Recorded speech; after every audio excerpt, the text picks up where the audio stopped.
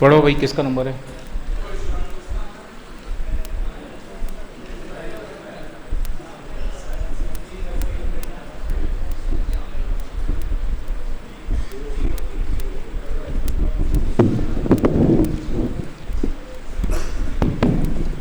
Page number 8, मंगलाचरण करने का कारण।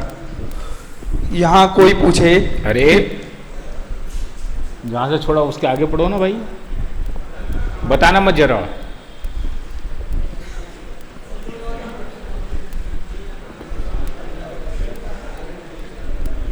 तो तुम कक्षा में नहीं हो? आज ही आया है पहली बार? नहीं आया। फिर निशान नहीं लगाता? कहाँ से पढ़ना है? पुनश्च वह कहता है, चलो पढ़ो, कहीं से पढ़ो। पुनश्च वह कहता है कि ऐसे तो मानेंगे, परंतु कोई ऐसा मंगल नहीं करता। ये पेज नंबर 9 से पढ़ो, पहले पैराग्राफ से। Page number 9। नहीं, ये हाँ हो गया था ये तो। हाँ, ग्रंथ की प्रामाणिकता से स्टार्ट करो। ग्रंथ की प्रामाणिकता और आगम परंपरा। इस प्रकार मंगलाचरण करके अब सार्थक मोक्ष मार्ग प्रकाशक नाम के ग्रंथ का उद्योग करते हैं। वहाँ यह ग्रंथ प्रमाण है ऐसी प्रतीति कराने के हेतु पूर्व अनुसार का स्वरूप निरूपण करते हैं। आकार आदि अक्षर हैं, वे अनादि निधन हैं, किसी के किए हुए नहीं हैं। इनका आकार लिखना तो अपनी इच्छा के अनुसार अनेक प्रकार है, परंतु जो अक्षर बोलने में आते हैं वे तो सर्वत्र सर्वदा ऐसे प्रवर्तित हैं। इसीलिए कहा है कि सिद्धो वर्ण सामान्य।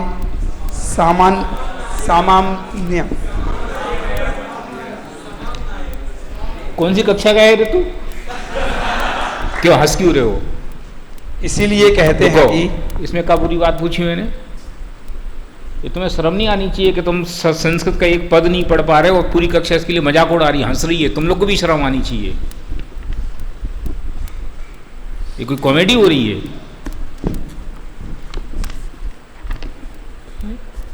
मैंने फाइनल ईयर में वो लड़का आ गया और सिद्धो वर्ण समाम में आया, इस शब्द का सही उच्चारण नहीं कर पाता, तो धिक्कार है फिर तुम्हें पढ़ने को और हमें पढ़ाने को, दोनों को।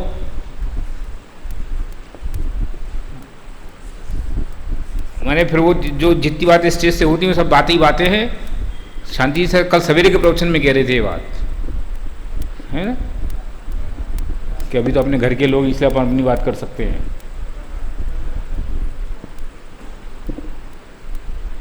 गलत बात। मैंने ऐसा मत समझो कि हम लोग को इस बात से बुरा नहीं लगता है। नहीं, आप लोगों की सुविधा में हम कोई कमी नहीं छोड़ते। जितने प्रकार की व्यवस्था और सुविधा होनी चाहिए, आपको सब प्रकार की सुविधा व्यवस्था की जाती है। तो आप पढ़ने के लिए गंभीर ही नहीं होगे तो ये तो आप अपने साथ तो अन्याय कर ही रहे हो, देवसास गुरु के साथ भी अन्याय कर रहे हो। अब जिस बात की शपथ करके आए हो, शपथ के साथ भी अन्याय कर रहे हो।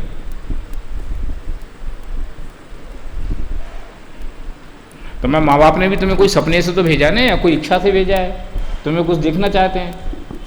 तो मैं तुम्हारे निमित्त से उन सबसे कह रहा हूँ जो इन सब चीज़ों में कमज़ोर हैं और सबकी नस कहीं ना कहीं दबी हुई है।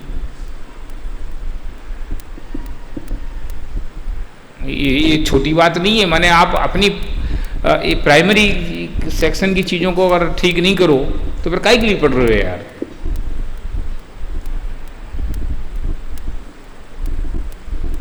चलो, तो मैंने कहने की भी एक लिमिट है, कितना कहोगे आप? चलो। इसलिए कहा है कि सिद्धो वर्ण सामान्याः।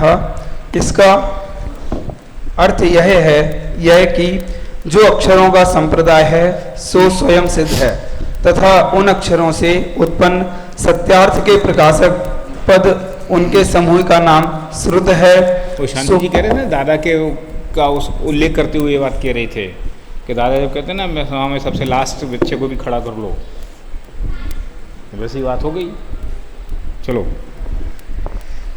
सो भी अनादि निधन है। जैसे जीव ऐसा अनादि निधन पद है सो जीव को बदलाने वाला है। इस प्रकार अपने अपने सत्य अर्थ के प्रकाशक अनेक पद उनका जो समुदाय सो श्रुत जानना। पुनश्च जिस प्रकार मोती तो स्वयं सिद्ध है, उनमें से कोई थोड़े मोतियों को, कोई बहुत मोतियों को, कोई किसी प्रकार के गूंथकर गहना बनाते हैं, उसी प्रकार पद तो स्वयं सिद्ध है, उनमें से कोई थोड़े पदों को, कोई बहुत पदों को, कोई किसी प्रकार गूंथकर ग्रंथ बनाते हैं। यहाँ मैं भी उन सत्यार्थ पदों को मेरी बुद्धि अनुसार गूंथकर ग्रंथ बनाता हूँ। मेरी मति से कल्पित झूठे अर्थ के सूचक इन पद इनमें से गूंथता हूँ, इसीलिए यह ग्रंथ प्रमाण जानना। प्रश्न, उन पदों की परंपरा इस ग्रंथ पर्यंत किस प्रकार प्रवर्तमान है? समाधान, अनादि से तीर्थंकर केवली होते आए हैं, उनको सर्व का ज्ञान होता है, इसलिए उन पदों का तथा उनके अर्थों का भी ज्ञान होता है। पुनश्च उन तीर्थंकर केवलियों का दिव्य ध्वनि द्वारा ऐसा उपदेश होता है जिससे अन्य जीवों को पदों का एवं अर्थों का ज्ञान होता है। उनके अनुसार गणधर देव अंग प्रकीर्ण रूप ग्रंथ गूंथते हैं तथा उनके अनुसार अन्य अन्य आचार्य आदि नाना प्रकार ग्रंथादि की रचना करते हैं। उनका कोई अभ्यास करते हैं, कोई उनको कहते हैं, कोई सुनते हैं। इस प्रकार परंपरा मार्ग चला आता है। बैठो। देखो, ग्रंथ की प्रामाणिकता के लिए अभी इतनी बात हुई कि ग्रंथ की प्रामाणिकता इस बात से है क्योंकि यह जैसा अनादि निधन वस्तु की व्यवस्था उसके अनुसार है। अगर इसको इनकी भाषा में कहें तो जैसा केवली भगवान ने बताया है उस केवली भगवान के अनुसार है। लेकिन अभी तक उन्होंने केवली भगवान की बात यहाँ नहीं की, इन्होंने तो श्रुत के अनुसार बात की। श्रुत भी अनादि निधन है क्योंकि केवल ज्ञान भी अनादि निधन है, इसलिए श्रुत की परंपरा में यह बात है। हमने कोई बात अपने मन से नहीं कही है, ये कह करके उन्होंने ग्रंथ की प्रामाणिकता की बात कही है। चलो आगे।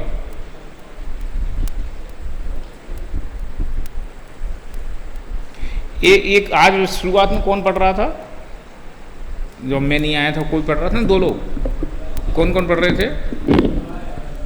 अभय और कौन कौन पढ़ रहा था? दिवस। और ये धरेंगे कौन पढ़ रहा था? अर्थों को धरेंगे अर्थात रखेंगे, ये किसने पढ़ा था? हाँ, तुमने पढ़ा था ना। तो पढ़ने का एक नियम है कि ब्रैकेट में जो चीज़ लिखी गई है ना उसको पढ़ा नहीं जाता, वो समझने के लिए होती है। कल या परसों में अनेकांत ने भी पढ़ा था, तब भी मुझे इच्छा हुई थी आपको टोकूं, लेकिन मैं उसमें छोड़ दिया, छूट गया। फिर आज इसने फिर पढ़ा, मुझे फिर आई है। चलो, अब इस भरत क्षेत्र में वर्तमान अवसर्पणी काल है, उसमें 24 तीर्थंकर हुए, जिनमें श्री वर्धमान नामक अंतिम तीर्थंकर देव हुए। उन्होंने केवल ज्ञान विराजमान होकर जीवों को दिव्य ध्वनि द्वारा उपदेश दिया। उसको सुनने का निमित्त पाकर गौतम नामक गणधर ने अगम्य अर्थों को भी जानकर धर्म अनुरागवश अंग प्रकीर्णकों की रचना की। फिर वर्धमान स्वामी तो मुक्त हुए। वहाँ पीछे इस पंचम काल में 3 केवली हुए, गौतम, सुधर्माचार्य और जम्बू स्वामी। तत्पश्चात काल दोष से केवल ज्ञानी होने का तो अभाव हुआ, परंतु कुछ काल तक द्वादशांग के पाटी शुद्ध केवली रहे और फिर उनका भी अभाव हुआ। फिर कुछ काल तक थोड़े अंगों के पाठी रहे, पीछे उनका भी अभाव हुआ। तब आचार्य आदिकों द्वारा उनके अनुसार बनाए गए ग्रंथ तथा अनुसारी ग्रंथों के अनुसार बनाए गए ग्रंथ उनकी ही प्रवृत्ति रही। उनमें भी काल दोष से दुष्टों द्वारा कितने ही ग्रंथों की विच्छित्ति हुई तथा महान ग्रंथों का अभ्यास आदि न होने से विच्छित्ति हुई। तथा कितने ही महान ग्रंथ पाए जाते हैं, उनका बुद्धि की मंदता के कारण अभ्यास होता नहीं। जैसे कि दक्षिण में गोमट स्वामी के निकट मूढ़बिद्री नगर में धवल, महाधवल, जय धवल पाए जाते हैं, परंतु दर्शन मात्र ही हैं। तथा कितने ही ग्रंथ अपनी बुद्धि द्वारा अभ्यास करने योग्य पाए जाते हैं, उनमें भी कुछ ग्रंथों का ही अभ्यास बनता है। ऐसे इस निकृष्ट काल में उत्कृष्ट जैन मत का घटना तो हुआ, परंतु इस परंपरा द्वारा अब भी जैन शास्त्रों में सत्य अर्थ का प्रकाशन करने वाले पदों का सद्भाव प्रवर्तमान है। ठीक है, इसमें ऐसी कोई बात है नहीं जिसमें कुछ बात कही जाए। चलो अपनी बात, हमने इस काल में यहाँ मनुष्य पर्याय प्राप्त की। इसमें हमारे पूर्व संस्कार से व भले होनहार से जैन शास्त्रों के अभ्यास करने का उद्यम हुआ, जिससे व्याकरण, न्याय, गणित आदि उपयोगी ग्रंथों का किंचित अभ्यास करके टीका सहित समयसार, पंचास्तिकाय, प्रवचनसार, नियमसार, गोमटसार, लब्धिसार, त्रिलोकसार, तत्वार सूत्र इत्यादि शास्त्र और क्षपणासार, पुरुषार्थ सिद्धि उपाय, अष्टपाहुड़, आत्मानुशासन आदि शास्त्र और श्रावक मुनि के आचार के प्ररूपक अनेक शास्त्र और सुष्टुप कथा सहित पुराण आदि शास्त्र इत्यादि अनेक शास्त्र हैं। उनमें हमारी बुद्धि अनुसार अभ्यास वर्तता है, उससे हमें भी किंचित सत्यार्थ पदों का ज्ञान हुआ है। ये बात बताने की क्या ज़रूरत है टोडरमल जी को? ये बात इसलिए बताने की ज़रूरत है कि हमें जो लिख रहे हैं ना, ये हम ऐसी घास नहीं काट रहे हैं। हमने जिनवाणी का बहुत गहराई से अभ्यास किया है और उस अभ्यास के बाद जो चीज़ हमें समझ में आई है उस चीज़ का हम वर्णन कर रहे हैं। एक बात इसमें से अपन के प्रेरणा के लिए ये बात है कि 47 साल की उम्र में तो वे चले गए, ठीक है। और ऐसे उनका जो काल था, वो ज़माना ऐसा था जब ग्रंथों की उपलब्धता बहुत सुलभ नहीं थी, आसानी से मिलते नहीं थे, है ना। क्यों? जय धवल महाधवल तो अंत तक भी कहाँ देखने मिले, पैसा खर्च किया, लोग मर गए तो भी उन्हें मिले तो नहीं। तो आजीविका भी कोई बहुत अच्छी नहीं, समझ लो सिंगाड़ा गए, वहाँ जाके अपनी आजीविका करी, ये करी, और परिवार की प्रतिकूलता, सब प्रकार की प्रतिकूलता उन्होंने देखी, सामाजिक विद्वेष भी देखा। उसके बावजूद भी उन्होंने इतने ग्रंथों का स्वाध्याय किया। अपन भी कहते कि अपन 53 ग्रंथों का अध्ययन करते हैं, 52-53, तो उसमें भी ईमानदारी से अपन आप सब अपने समझ लो छाती पे हाथ रख के विचार करो कि कौन कितने ग्रंथों का स्वाध्याय करता है। पराधीन जो जितना पढ़ा दिया जाता है उतना तो अपन पढ़ लेते हैं, और वो भी जो जितना पढ़ा देता उतनी पढ़ लेते हैं। उसके आगे पीछे गहराई से समझने वाले तो 2 ही 4 होते हैं कि जो उसके आगे पीछे गहराई से समझने की इच्छा रखते हैं। बहुभाग तो चलो यार काम कटा, है ना। तो उन्होंने उस प्रतिकूलता में भी इतना पढ़ा, तो हम जब उनकी जय बोलते हैं और उनके परंपरा में होने में अपने आप को गौरवान्वित महसूस करते हैं, तो हमें भी अपनी जिम्मेवारी महसूस करनी चाहिए कि हमारे पास तो यही काम है, पढ़ने की काल है, और हम पढ़ने की शपथ लेके आए हैं। समझ लो, महाविद्यालय में प्रवेश काहे के लिए लिया? पढ़ने की शपथ लेके ही तो आए। और पहले तो सब लोग आप कह सकते हो औपचारिक है, अब तो बिल्कुल वास्तविक है। आप हर साल सब लोग 25 मई को शपथ लेते ही हो, जीवन भर तत्व का अभ्यास करेंगे, तत्व प्रचार करेंगे। ये शपथ लेते कि नहीं लेते? सब लेते हैं। तो फिर कौन उस शपथ को कितनी निभाता है और कितनी ईमानदारी से निभाता है? माने मुझे अपनी बात को निभानी है, इसकी चिंता कितने लोग करते हैं? ये इस बात से हमें प्रेरणा लेनी चाहिए कि देखो उनने इतना पढ़ा, और जबकि उन्हें कोई पढ़ाने वाले नहीं थे। हमारे उनके कोई गुरु का ऐसा उल्लेख अपन को मिलता नहीं है। उनने जो भी पढ़ा समझ लो स्वयं बुद्ध होकर पढ़ा, अथवा शैलियों में जितना पढ़ पाए उतना पढ़ा। शैलियाँ तो समझते हो ना, आपने प्रस्तावना पढ़ी होगी तो अब शैलियाँ तो आपको समझ में आ गई होंगी। गोष्ठी माने उस जमाने में पाठशालाएँ जहाँ कुछ बुद्धिमान लोग मिलकर के आपस में तत्व की चर्चा करते होंगे, उसका नाम शैली।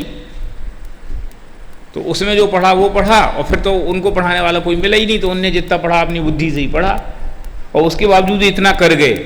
तो नैसर्गिक क्षयोक्षम तो था ही था, लेकिन क्षयोक्षम के साथ साथ उसके साथ लगातार श्रम भी था, तत्व का अभ्यास भी था, और उस अभ्यास से इतनी निर्मलता आई है। तो अपन को भी उस परंपरा में रहने की कोशिश करनी चाहिए, उस परंपरा को निभाने की, उस परंपरा को आगे बढ़ाने की कोशिश करनी चाहिए। इसलिए ये बात हमने यहाँ प्रसंगवश कही है। चलो, पुनश्च इस निकृष्ट समय में हम जैसे मंद बुद्धियों से भी हीन बुद्धि के धनी बहुत जन दिखाई देते हैं। उन्हें उन पदों का अर्थ ज्ञान हो, इस हेतु धर्म अनुरागवश देश भाषा में ग्रंथ रचने की हमें इच्छा हुई है, इसलिए हम यह ग्रंथ बना रहे हैं।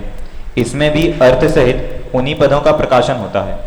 इतना तो विशेष है कि जिस प्रकार प्राकृत संस्कृत शास्त्रों में प्राकृत संस्कृत पद लिखे जाते हैं, उसी प्रकार यहाँ अपभ्रंश सहित अथवा यथार्थता सहित देश भाषा रूप पद लिखते हैं, परंतु अर्थ में व्यभिचार कुछ नहीं है। इस प्रकार इस ग्रंथ पर्यंत उन सत्यार्थ पदों की परंपरा प्रवर्तित है। नेक्स्ट बैठो तुम अगले को।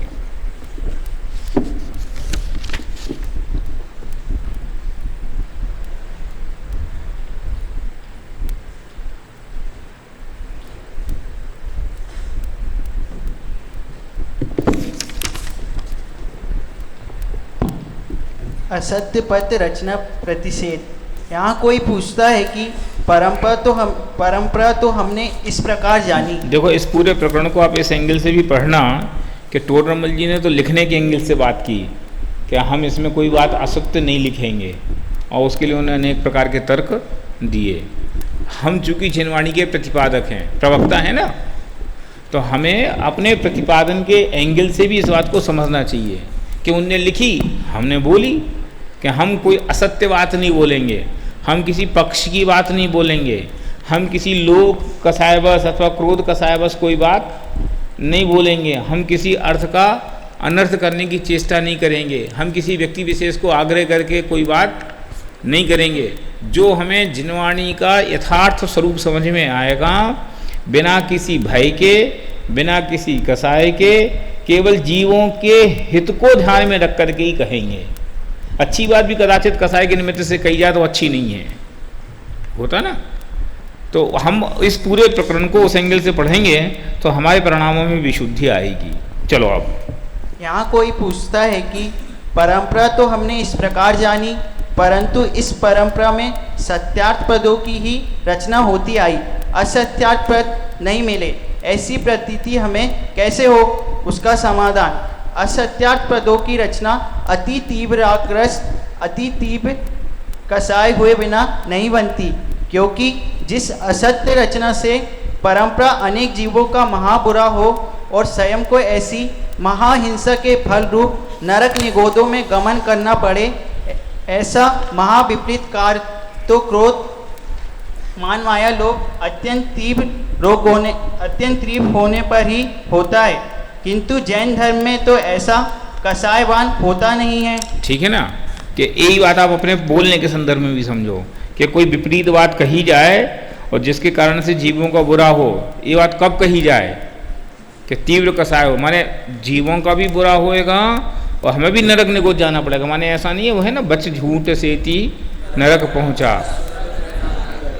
का था ये इतनी सी तो बात थी, उसने कई का थी, पर उसका फल कितना नरक गया।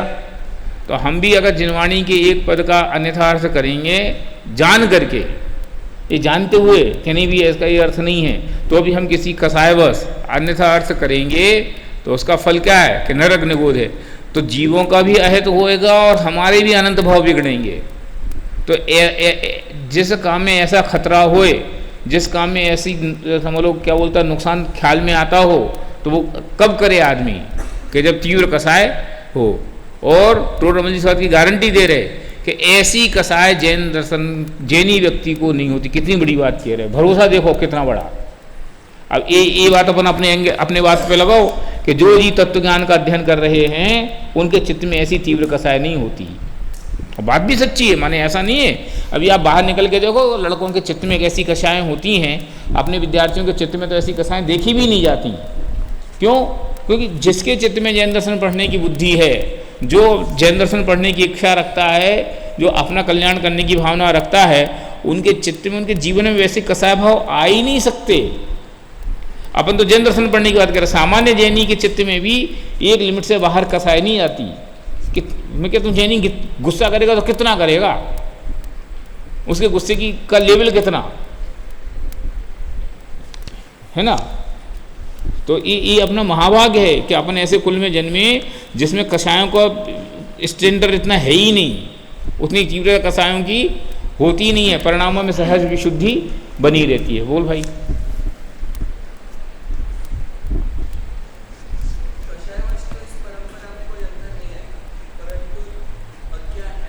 ये प्रकरण पूरा होएगा तो ये प्रश्न का जवाब भी तुम्हें मिलेगा ही। ये है आगे ये बात। चलो। प्रथम मूल उपदेशदाता तो तीर्थंकर केवली, सो तो सर्वथा मोह के नाश से सर्व कसायों से रहित ही हैं। फिर ग्रंथकर्ता गणधर तथा आचार्य वे मोह के मंद उदय से सर्व बाह्य अभ्यंतर परिग्रह को त्याग कर महामंद कसाई हुए हैं। उनके उस मंद कसाय के कारण किंचित शुभोपयोगी की प्रवृत्ति पाई जाती है और कुछ प्रयोजन ही नहीं है, तथा श्रद्धानी गृहस्थ भी कोई ग्रंथ बनाते हैं, वे भी तीव्र कसाई नहीं होते।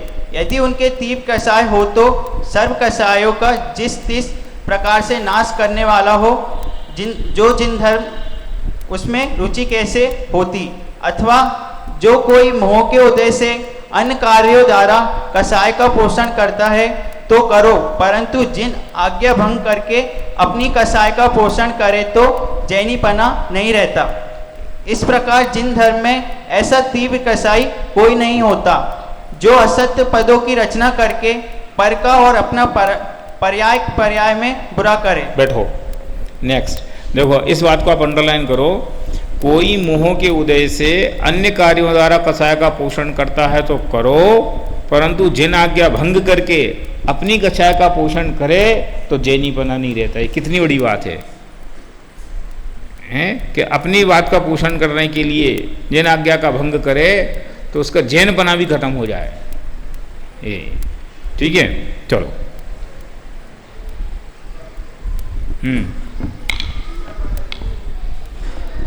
क्या होता नहीं है? हाँ ठीक है। वैसे मैंने अभी 5 मिनट पहले क्या बोला? यही तो बोला कि जेएनयू की कसाई की लिमिट कितनी है। जेएनयू के पास उतनी कसाई की क्या बोलता डेंसिटी ही नहीं होती। ये तो 2-4 अपवाद, तो फिर कहते ना जेनीपना नहीं रहता। ऐसी कसाई दिखे तो हम कहेंगे काय के जेनी। बहुभाग ऐसा है कि ऐसी प्रवृत्ति नहीं होती। होता नहीं एक सामान्य समाज का स्ट्रक्चर कि जैन समाज के कसाय का स्ट्रक्चर कितना का कोई झगड़ा भी हो भी जाए तो उसके विरोध करने की औकात को, ताकत को जो समझना समझ लो कि उसके विरोध करने की ताकत कितनी कि भैया मौन जुलूस निकाल लेगा। और वही घटना दूसरी समाज के साथ हो तो का कि एक गाड़ी नहीं बचे बाहर, और कोई तीसरी समाज के साथ हो तो कि पुलिस से लड़ने के लिए तैयार बैठ जाए, और कोई के साथ हो तो गांव को निपटा दे। होता है ना सबके ऐसा। चलो, क्या क्यों नहीं घट जाएगी? सामान्य कथन है, सब पे घटेगा।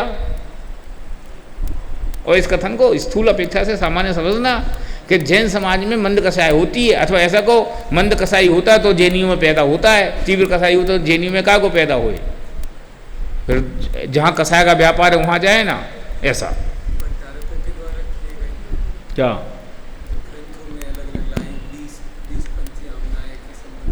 हाँ, क्या मतलब? तारकों के द्वारा किया गया जो ये 20 पंथ का प्रवर्तन पुराणों में इन्हीं को ग्रंथों के आधार पर, और टोटमल जी भी इस संबंध में कहते हैं कि वो लाइन्स अलग से ऐड हो गई और बहुत सारी चीज़ें अलग से, अब वो पुराने समय सार में पीछे सारे रोगों के निवारण वो सब। देखो, 2 बातें इसमें बहुत गहराई से समझने की। प्रश्न अच्छा खड़ा किया। इसमें एक बहस का मुद्दा भी है। देखो, प्रश्न इनका ये है कि भट्टारकों ने बीच में बहुत सारी बातें अपने प्रयोजन की मिला दी, 20 पंथ की परंपरा की मिला दी, अपने कसाय के प्रयोजन की मिला दी, तो फिर वो बात यहाँ कैसे ठीक बैठती है?